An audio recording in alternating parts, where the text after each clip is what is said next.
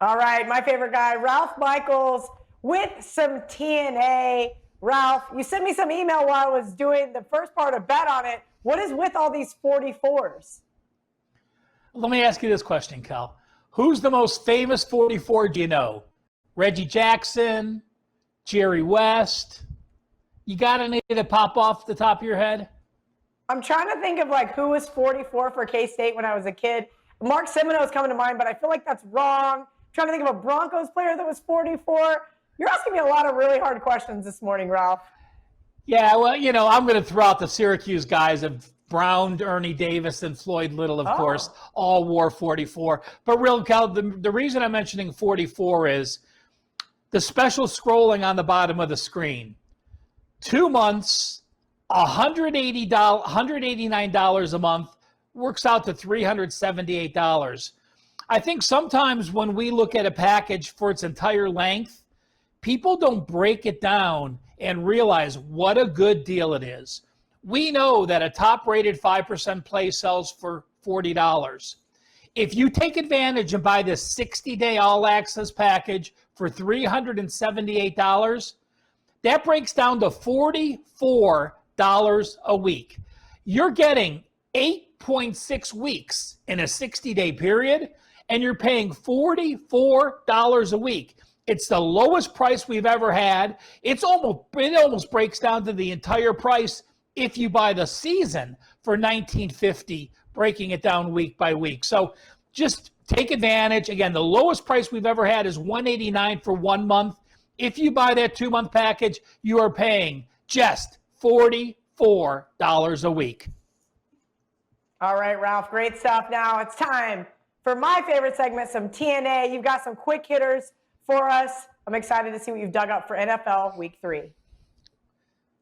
0-2 teams. We know they're desperate. We know they normally don't make the playoffs. This is but just if you straight blindly up, real quick, 0-2 teams, 0 wins, or 0-2 ATS as well? 0-2 just straight up. Okay. Just so you're looking at an 0-2 straight up team. This is something you're going to like, Kel. 0-2 team since 2014, 22-23 straight up with an average line of plus 3.1, 29-16, 64.4% against the spread. I do like that one. This is a segment earlier on Bet on It where VR said don't buy into too much of the small sample size. Can you elaborate just a little bit on that? Well, you're looking at 2014 was a change in philosophy when they went, when the extra points got moved back in 2015. So to me, I think there is enough sample size. There's 45 games. We're talking about 5 seasons. I have one more subset, which does make it a smaller sample size. But when you negate the 0-2 versus 0-2 games, like Philadelphia and Cincinnati this week, so an 0-2 team straight up against a team that has 1 or 2 wins, and if they're a dog of 3.5 or more, those teams have gone 15-4, 79% against the spread. That goes back since 2014. So 0-2 teams, 64% against the spread. 0-2 teams against a team that at least has 1 win, and they're a dog of 3.5 or more, 15-4, 79%. And those games this week are? I didn't write down the 0-2 teams. I figured that's easy enough for everyone to find as they're going through the list. So, that's not one. The 0-2 game I talked about, there's only one this week, Cincinnati and Philly. Again, not a huge sample size. Going back all the way to 2005, there have only been 16 of them, but they have gone 11-5 to the over 69%. And if the total is 46 or less, like this game is, they've gone over 79%, 11 of the 14 games. So not a sample size, but it does make sense to me because when you're 0-2, you are desperate. Perhaps you do start throwing downfield a little bit more. We know 0-3 teams don't make it historically to the playoffs. So 0-2 teams have gone over to the tune of 69%. Now, let's look at home and aways. I wanted to look at week 3 home and aways. Week 1, we're going to throw out.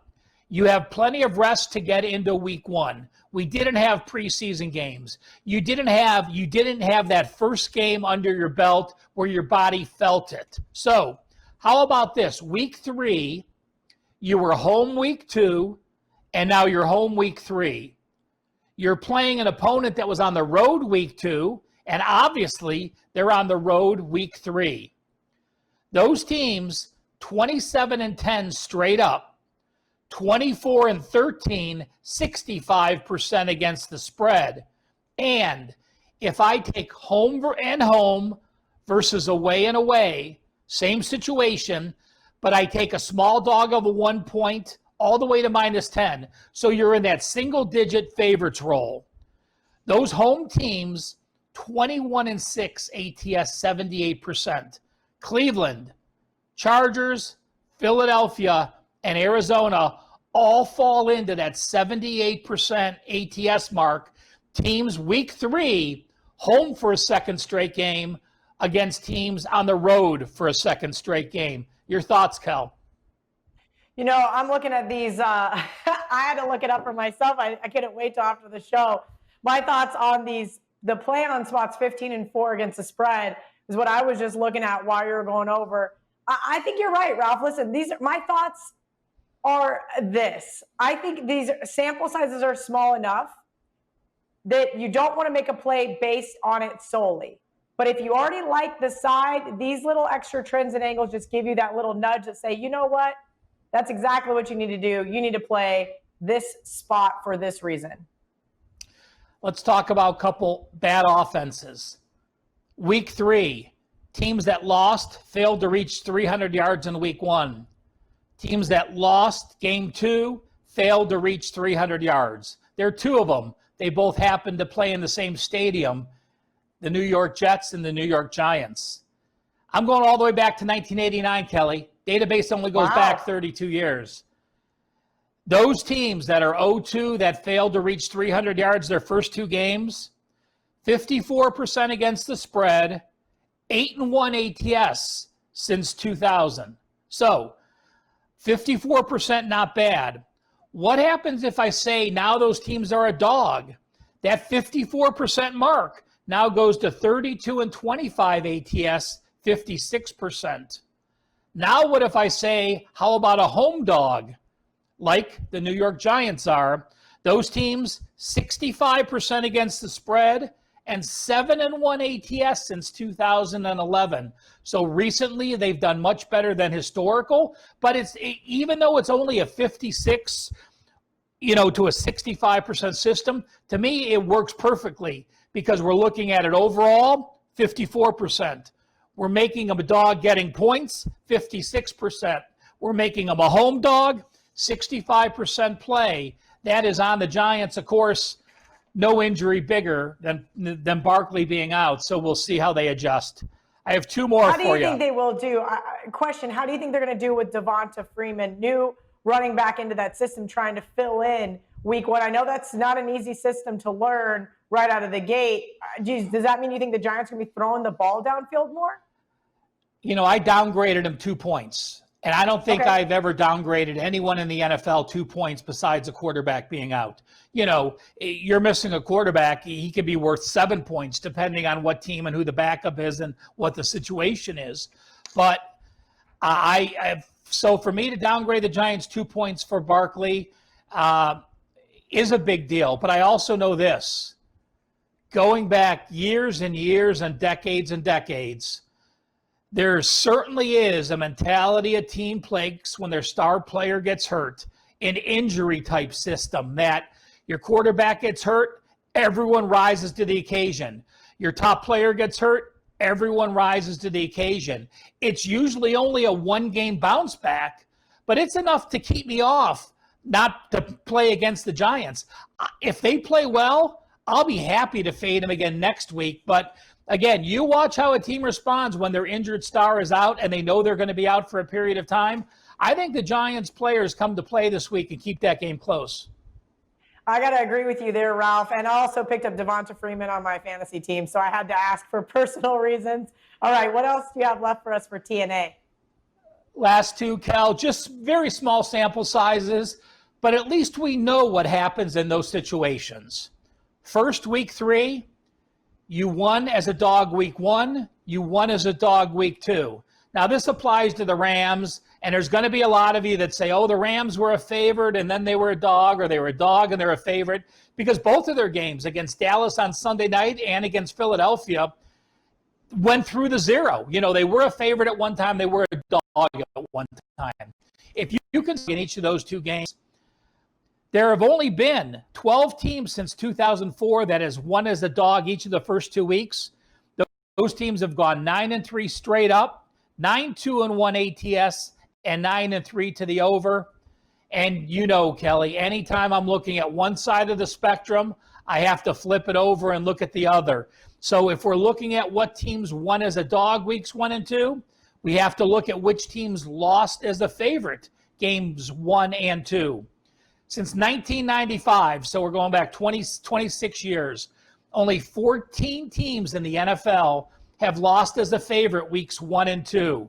That, of course, Philadelphia. So those teams have gone 8-6 straight up, 8-5-1 ATS, 61.5%. Now, we're talking 25 years, only 14 samples. That, to me, is too small of a sample size stretched out over a period of time. But again, at least we know the history of what has happened with those teams in those unique situations. Does that just mean that the Eagles are overvalued? I mean, because it doesn't happen that often. I mean, my niece was born in 1995. So when you said 1995, I'm going, we got a huge number here, yet we don't. So does that just mean the bookmakers were off on the Eagles, or the Eagles have underperformed? Your thoughts on that trend? Well, we know the Eagles are as banged up as anyone. You know, the O-line issues and the skilled players on the outside. You know, they were leading, let's not forget, they were leading Washington 17-0. Everything looked fine in Eagleville the first half of the first game. They've been outscored 64-19 since that point. And, you know, now you're playing a Bengals team. I just tweeted this out earlier. Are you aware that the Bengals have lost 11 straight road games? I've never seen so much hype for a team that's 0-11 on the road, their last 11 road games. But in those 11 road games, although they haven't won any straight up, I think they are 8-3 ATS. One more note on the Eagles for those that think they're due and they're going to bounce back. The last 8 times the Eagles lost at home and they were a favorite the next game, not only are they 0-8 ATS, they're 0-8 straight up as a favorite. 8 straight losses as a favorite coming off a home loss, playing a home game the next week. That is shocking. And you're right, Ralph. After last week, I got a great number on the Eagles. I got +1.5, +1. I was ahead of the market. And after last week, I'm not rushing to lay 6 with this Eagles team, no matter who they're playing. Great stuff from you. If you guys are not following Ralph at CalSportsLV on Twitter, I know the segment went a little long, but Ralph had tons of great info to give you guys, and I wanted to make sure all of you that tune in to bet on it got all of his stats and angles.